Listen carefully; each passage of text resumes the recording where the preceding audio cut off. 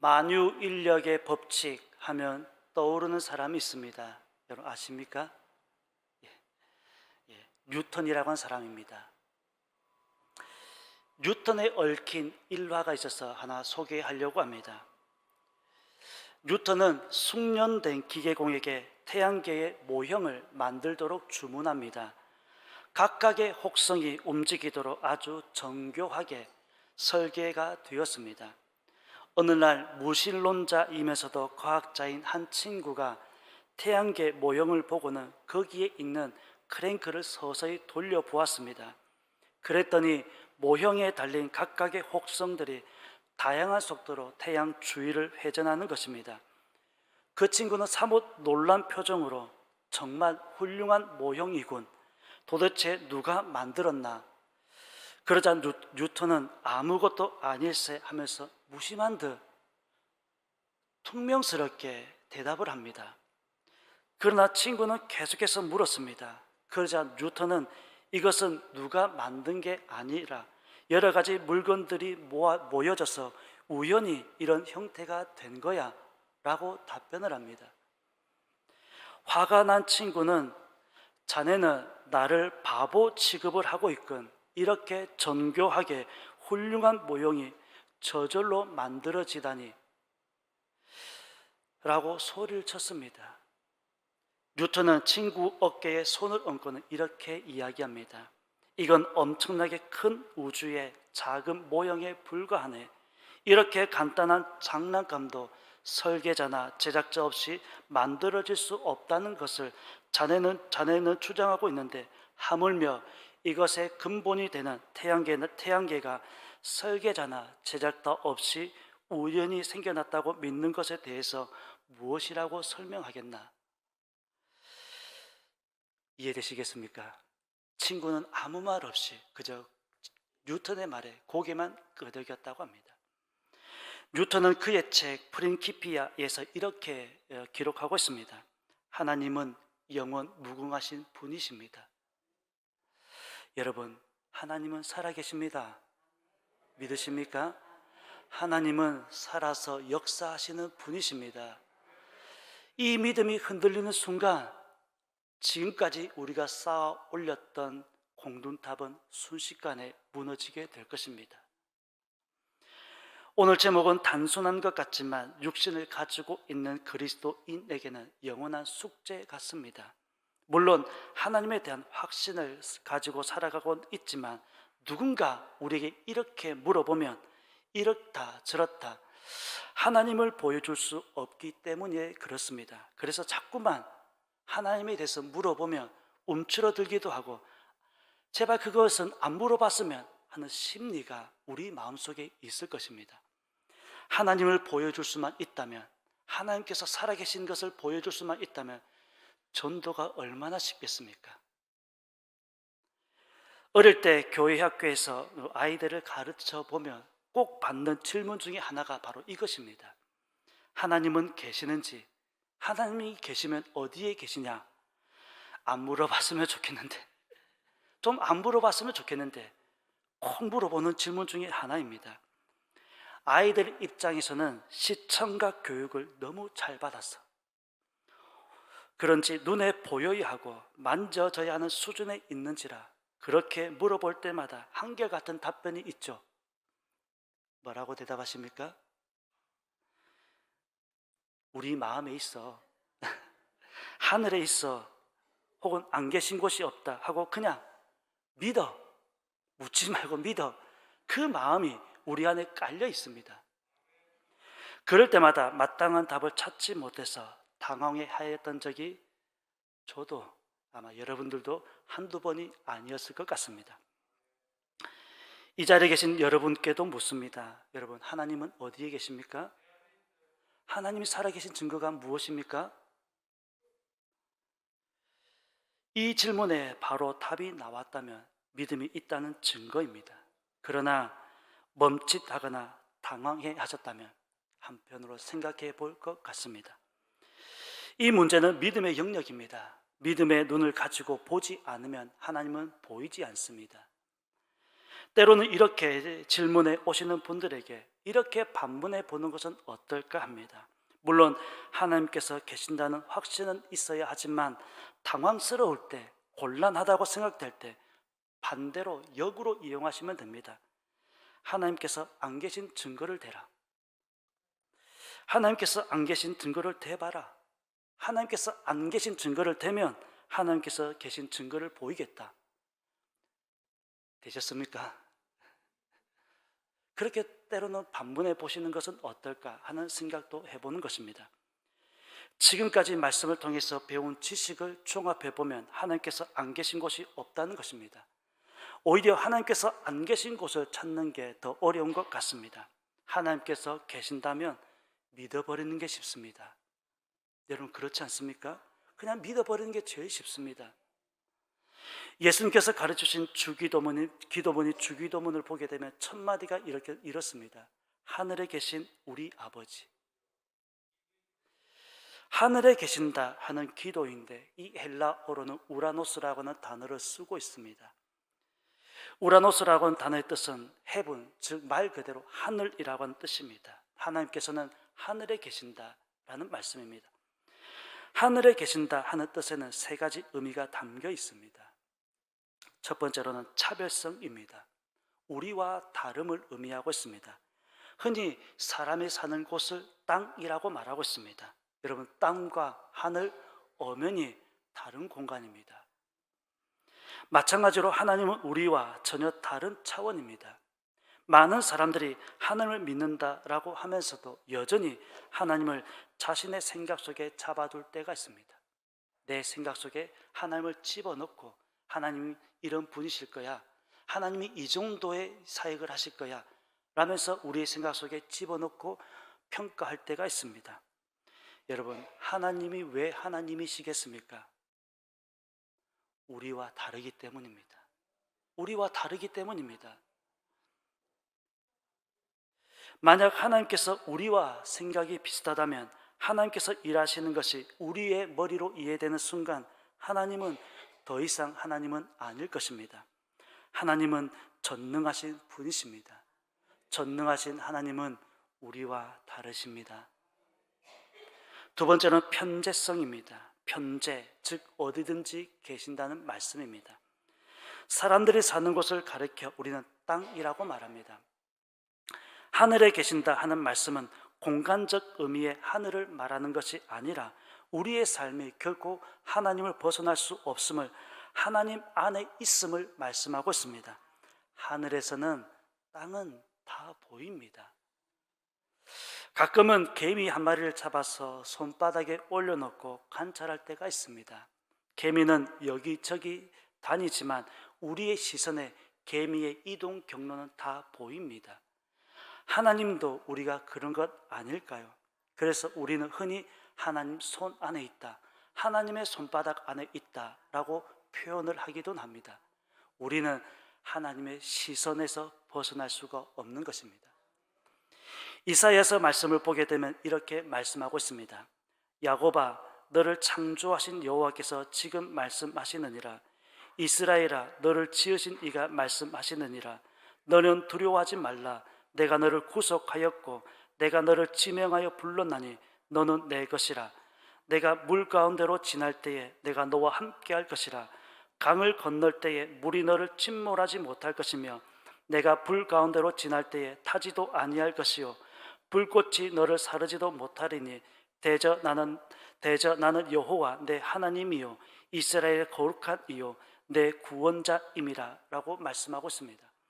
하나님께서는 어디든지 계시기에 우리가 어떤 상황에 있을지라도 하나님께서 지켜주신다, 함께하여 주신다라고 하는 말씀입니다. 세 번째로는 전지성입니다. 전지성, 즉 하나님은 모든 것을 다 알고 계신다는 말씀입니다. 하나님은 알고 계십니다. 하나님께서 모르신다면, 우리의 사정을 모르신다면 하나님은 더 이상 하나님은 아닐 것입니다. 솔로몬이 기록한 전도서의 말씀을 보게 되면 하나님께서는 선악간에 모든 것을 심판하신다라고 말씀하고 있습니다. 하나님께서는 모든 것을 다 알고 계시기에 심판자로서 설 수도 있는 것입니다. 모르는 사람이 어떻게 우리의 사정을 알고 심판할 수 있겠습니까? 하나님은 다 알고 계신다는 사실입니다. 아담이 하나님의 말씀에 순종하지 않고 선악을 알게 하는 나무의 열매를 먹었을 때 순간 자신의 삶을 들여다보게 되었습니다. 즉 죄악을 깨닫게 되었습니다. 그리고는 하나님의 낯을 피하여 동산 나무숲에 숨었다고 기록하고 있습니다. 하나님께서 찾지 못할 것이라고 생각하였는지 아니면 하나님께서 찾을 수 없다고 생각하였는지는 모르겠지만 하나님은 아담을 불렀습니다.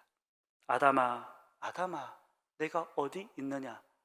여러분, 이 말씀에는 하나님께서 몰라서 혹은 못 찾아서 아담을 부르고 있는 것이 아니라 이미 성경을 보게 되면 하나님께서는 다 알고 계셨습니다. 다 보고 계셨고 그 시선으로 이미 아담을 부르고 계셨던 것입니다.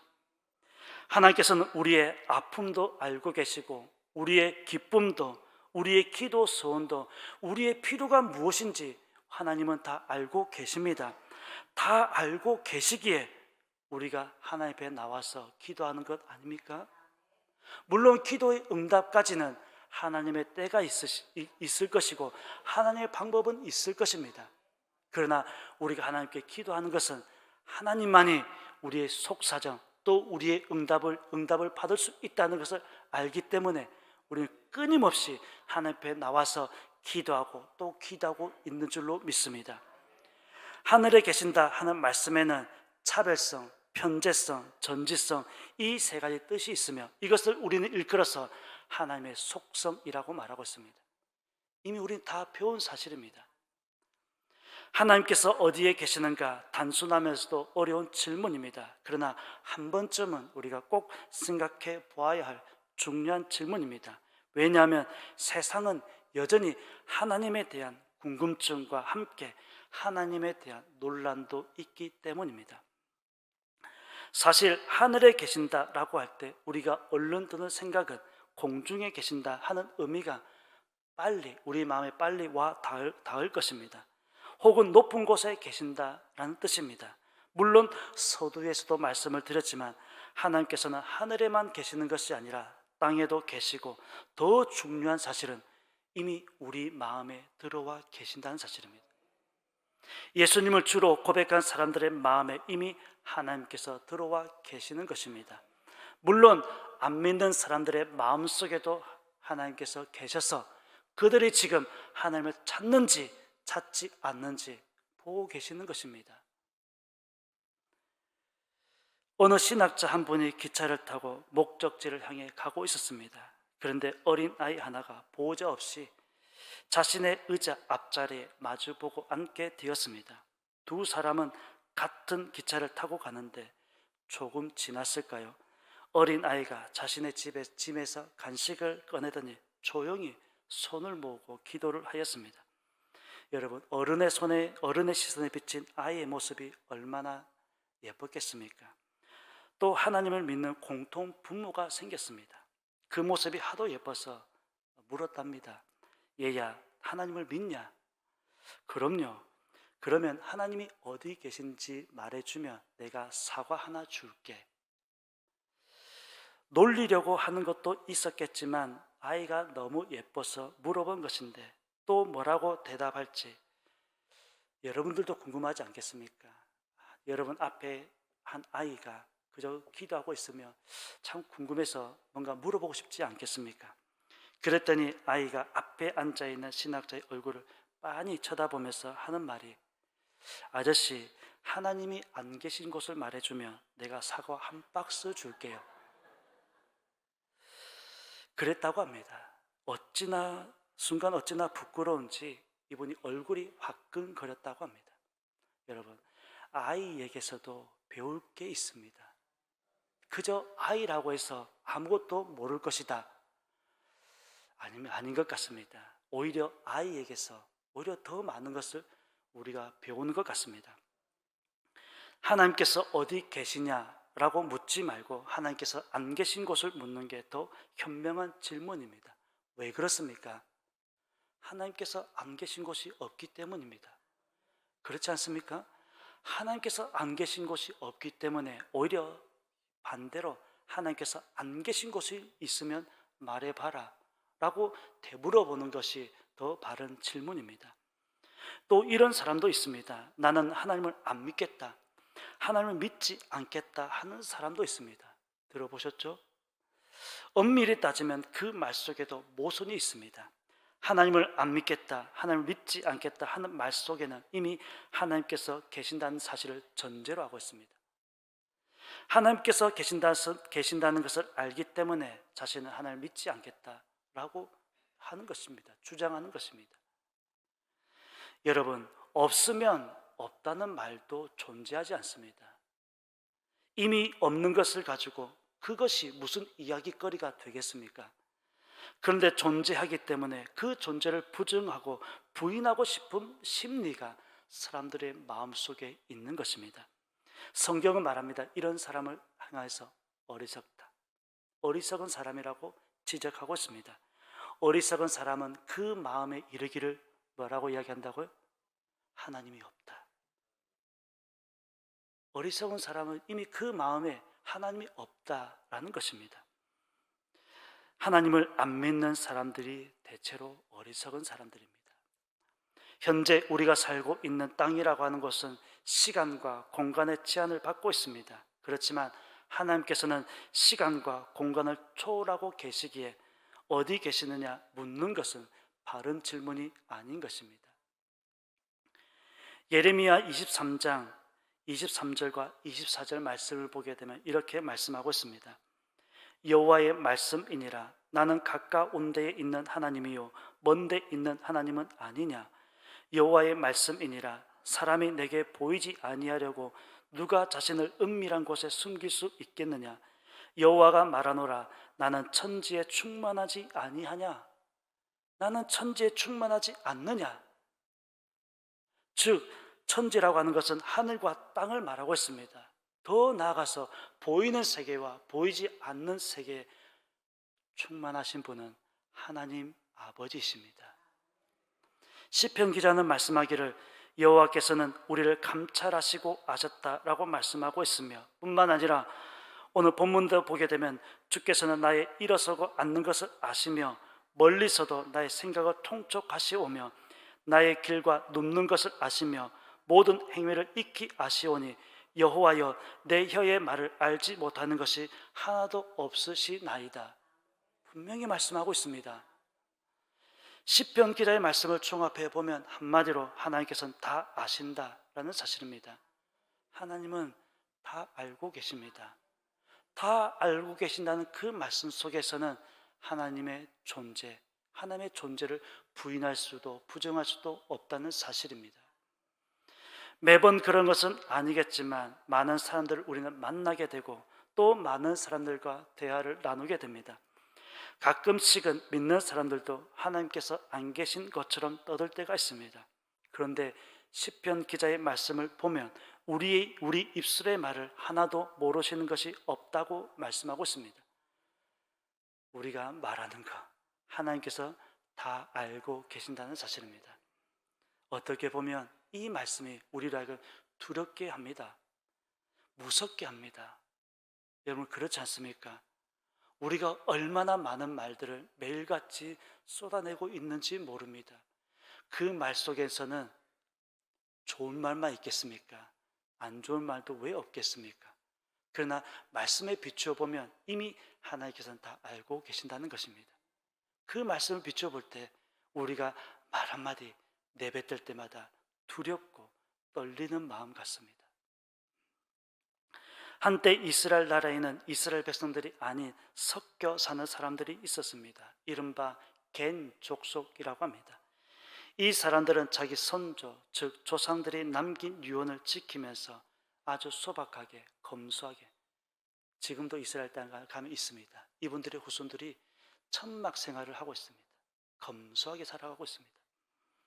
이 사람들에 대해서 살피고 계셨던 하나님께서는 예레미야를 불러서 말씀하셨습니다.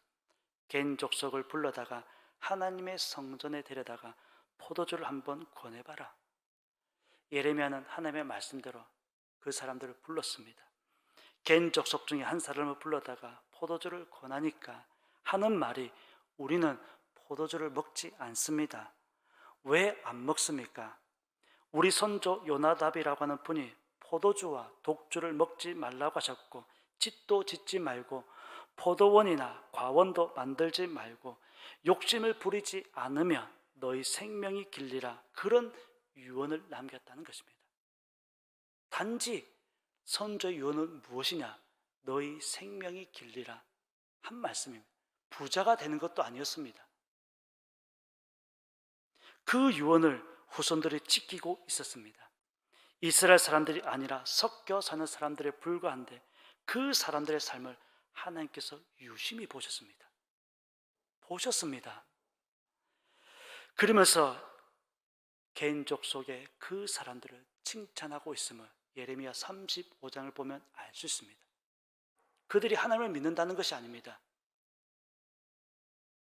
그러나 그들이 그 선조의 유언을 지키면서 여전히 소박하게, 검소하게, 그러니 지금까지 자신들의 생명이 자기들의 나라도 아니고 섞여 사는 민족임에도 불구하고 소수민족임에도 불구하고 지금까지 자신들의 생명이 길게 이어지고 있다는 것을 알 수 있습니다.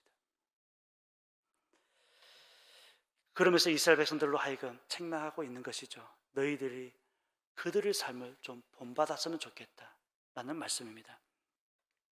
하나님께서는 우리가 일하는 것도 보시고 우리가 말하는 것도 아시고 우리 마음 깊은 곳의 생각까지도 아시는 분이십니다. 그러니까 우리가 믿을만 하지 않겠습니까?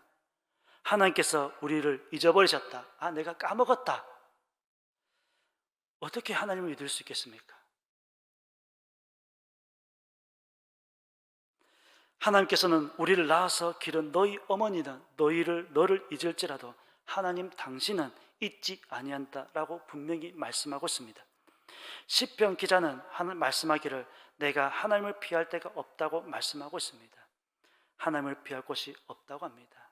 우리가 아무리 도망을 치려고 해도, 도망을 쳐봐도 개미가 우리 손바닥에서 도망을 치는 것처럼 하나님의 손바닥 안에서 우리가 도망을 치고 있는 꼴이 될 것입니다.